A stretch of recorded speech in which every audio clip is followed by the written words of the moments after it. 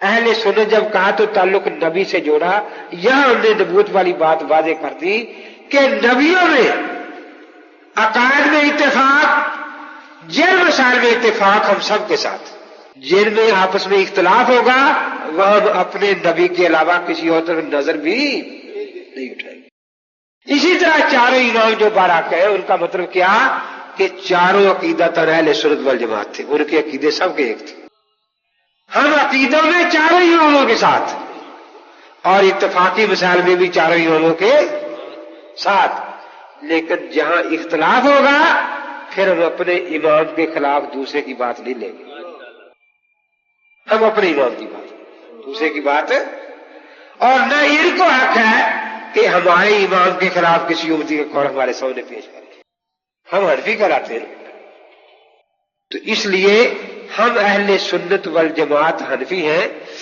اہل سنت کا مطلب میں نے عرض کیا، اہل سنت میں نسبت نبوت کا ذکر ہے، اللہ کے نبی دین کے لانے والے. والجماعت میں صحابہ کا ذکر ہے، دین کے پھیلانے والے، دین کے. اور حنفی میں امام ابو حنیفہ کا ذکر ہے، دین کے لکھوانے والے، دین کے لکھوانے والے. تینوں الگ الگ مقاصد ہیں ہمارے. اب دیکھو سوال، یہ لوگ کہتے ہیں جی ہم قرآن حدیث کو سمجھ سکتے ہیں نبیوں صحابہ کے بغیر، ائمہ کے بغیر، لیکن ہم تو دیکھتے ہیں کہ ان کو اردو زبان کا ایک لفظ آج تک صحیح استعمال کر نہیں آیا. ایک حرف، وہ ہے یا. یا ہمیشہ ایک جنس کے اندر آتا ہے. آج جمعرات ہے یا جمعہ؟ یہ سوال صحیح ہے. محرم ہے یا سفر؟ کیونکہ 2 مہینے آ گئے نا. آج جمعرات ہے یا محرم؟ یہ ہے غیر مقدم والا سوال. آپ پنجاب میں بیٹھے، سندھ میں، پاکستان میں بیٹھے، بھارت میں، پنجاب میں بیٹھے یا پاکستان میں؟ لوگ سمجھیں گے کہ کہاں سے بیوقوف آ گیا جس کو یہ پتہ نہیں پنجاب پاکستان میں ہے. اب کوئی آپ سے پوچھے کہ آپ حنفی ہے یا محمدی، یہ حماقت ہے نا. حضور پاک نبی ہے، سوال یہ تو بن سکتا تھا آپ محمدی ہیں یا موسوی، آپ محمدی ہیں یا عیسوی، دونوں طرف نبی ہوتے نا.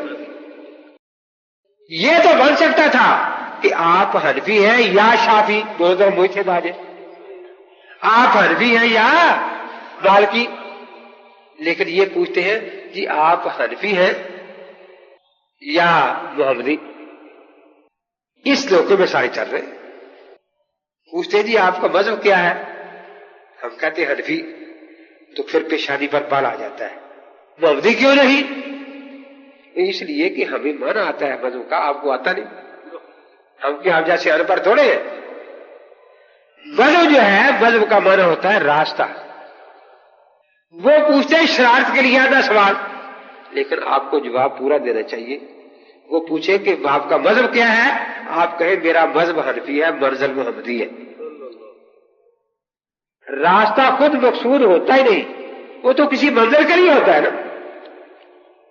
اور جس منزل کی طرف وہ راستہ جا رہا ہے اس کا ذکر ہے. ایک مجھے کہنے لگا جی ائمہ میں اختلاف ہے، ائمہ میں اختلاف ہے، میں نے کہا راستے کا یا منزل کا؟ راستے کا یا؟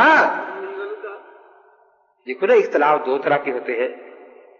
ابھی آپ کے سامنے قاری صاحب قرآن پڑھ رہے تھے، اب یہ صاحب قاری حمزہ کی قرات پر قرآن پڑھ رہے ہیں، یہ قاری آصم کی قرات پر پڑھ رہے ہیں، تو 7 الگ الگ قراتوں پر 7 آدمی قرآن پڑھ رہے ہیں، لیکن پڑھ تو سارے قرآن رہے نا.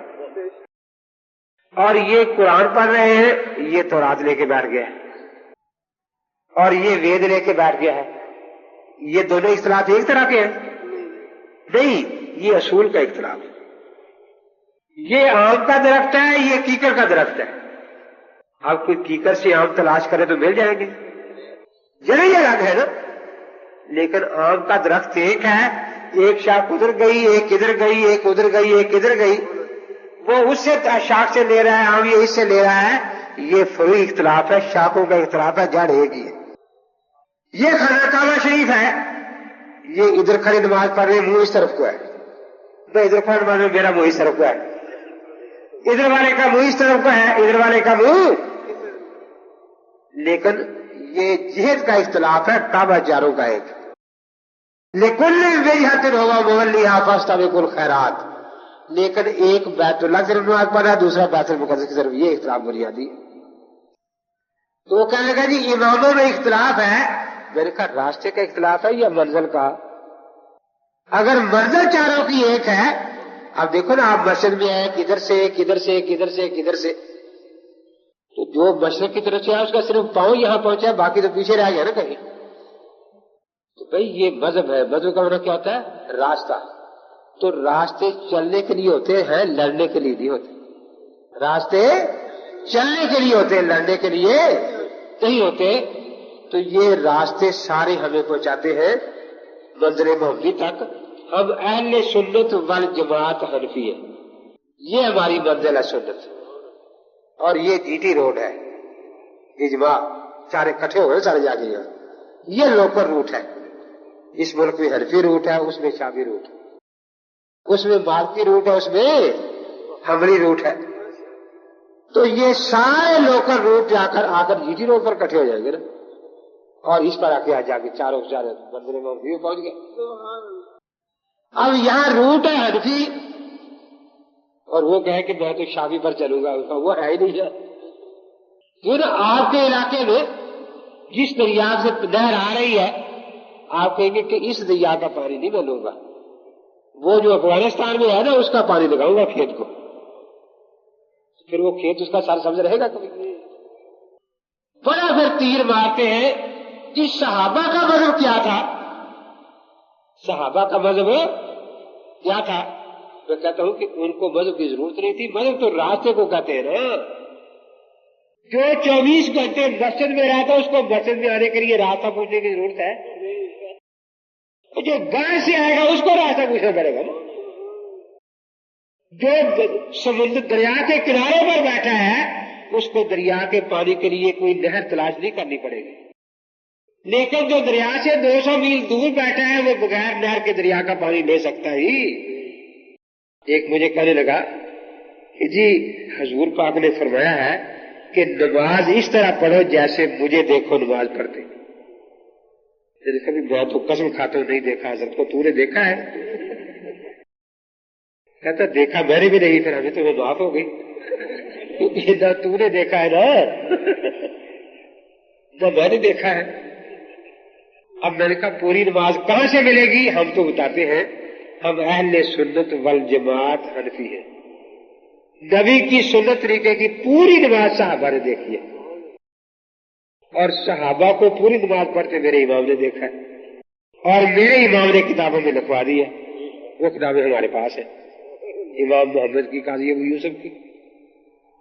اس لیے ہم تو کہہ سکتے ہیں ہم پوری نماز اللہ کے نبی پاک پر ہی پڑھتے ہیں، کیونکہ نبی کی نماز پڑھتے صحابہ کی جماعت نے دیکھا ہے، اور صحابہ کو امام ابو حنیفہ نے دیکھا ہے، اور وہ کتابوں میں لکھا دی۔